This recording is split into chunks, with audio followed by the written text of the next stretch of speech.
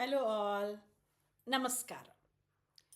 இன்றைக்கி என்னோடய ஸ்டோரி டைமில் குழந்தைகள் மிரர் இமேஜாக எழுதுறத பற்றி பேசலான்னு எடுத்துட்டுருக்கேன்.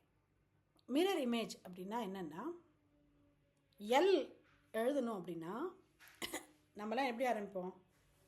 இப்படி ஆரம்பித்து இப்படி எழுதுவோமா? அந்த குழந்தைகள் இப்படி ஆரம்பித்து இப்படி எழுதும். நம்ம எவ்வளோ தூரம் திருத்தினாலுமே இப்படி போகாது, இப்படி தான் வரும்.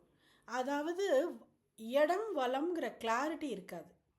எதுக்கு இடம் பக்கம் போகணும், எதுக்கு வலை பக்கம் போகணுங்கிற கிளாரிட்டி இருக்காது. அதை நம்ம கண்ணாடியில் பார்க்கும்பொழுது தலைகீழாக தெரியும் இல்லையா?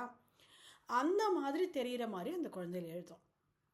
அப்போ இதுக்கு என்ன பண்ணுறது அப்படின்னா, இந்த மிரர் இமேஜ் நம்மளுக்கு ரெக்டிஃபை ஆகணும் அப்படின்னா, நிறைய ஸ்கூல்ஸில் என்ன பண்ணுறா டீச்சர்ஸ், நாங்கள் ஸ்கூல்லையும் ப்ராக்டிஸ் கொடுக்குறோம், நீங்கள் வீட்டுக்குள்ளேயும் போய் ப்ராக்டிஸ் கொடுங்கோ அப்படிங்கிறா. ஒரு ஸ்டேஜுக்கு மேலே என்ன 200 தடவையாக எழுத வைக்க முடியும் அந்த குழந்தைய? ஒரு எல்லையோ ஒரு பிஐயோ ஒரு ஜிஐயோ அதுக்கும் வெறுத்து போயிடும். அது படிப்பே வேணாம் போடான்ட்டு போயிடும் அது. அதனால் ப்ராக்டிக்கலி அது கரெக்டான சொல்யூஷனாக இருக்க முடியாது. அப்போ என்ன பண்ணுறதுன்னா, கடல் மணலோ ஆற்று மணலோ ஒரு தாம்பாளம் மாதிரி அதுலையாவது கொட்டி வச்சுக்கோங்க. ஓகே, ஆர்டிஃபிஷியல் கிளேன்னா உங்களுக்கு அது அவைலபிள், எங்களுக்கு அது ஓகே அதான் கிடைக்கும்னா நீங்கள் ஆர்டிஃபிஷியல் கிளே கடையில் போய் வாங்கிக்கலாம். இல்லைன்னா எங்கே வேணால் கிடைக்கும்.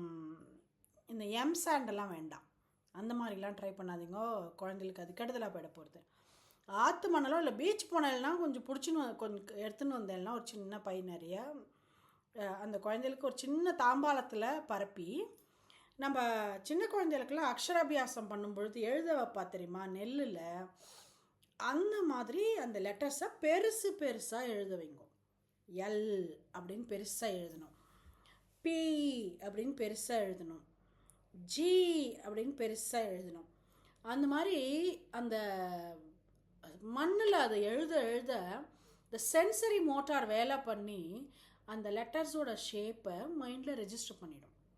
இதுக்கு ரொம்ப நாள் ஆகாது, சீக்கிரமாகவே ரெஜிஸ்டர் ஆகிடும். ஆனால் இந்த ப்ராக்டிஸ் நம்ம பண்ணணும். இது எதுவுமே கிடைக்காத இடத்துல நாங்கள் இருக்கோம் அப்படின்னா, நிறைய நெல் மணல்னால் நான் பரத்திக்க சொல்கிறேன் இல்லையா, பரத்திக்கோங்க, நன்னா பரத்தின்ட்டு அதில் எழுத வைங்க. நெல்லுன்னா கொஞ்சம் குமிச்சுக்கோங்க, நெல் லைட்டாக குமிச்சுன்ட்டு அதை நல்லா மேலே மட்டும் சமன்படுத்திட்டு அந்த ஒரு லெட்டரையும் ப்ராக்டிஸ் பண்ணுங்க.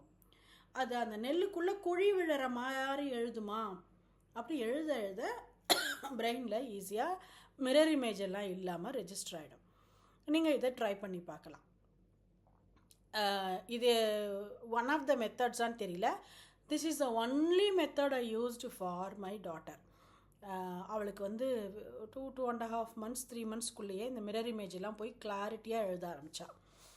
ஸோ இது யாராவது இந்த மிரர் இமேஜுக்கு என்ன பண்ணுறது, எப்போ பார்த்தாலும் எழுதுறது. இது சில குழந்தைகள் எல்கேஜி யூகேஜியில் தான் அப்படி எழுதும், சில குழந்தைகள் 5வது 4வதுல கூட அப்படி எழுதும். ப்ரைமரி எஜுகேஷன் முடிக்கிற வரைக்கும் கூட அந்த மிரர் இமேஜ் இருக்கும். இந்த மிரர் இமேஜ்னால் அந்த குழந்தைகளுக்கு விஷன்லேயும் எழுதுறதுலேயும் ஒரு கேப் விடும்.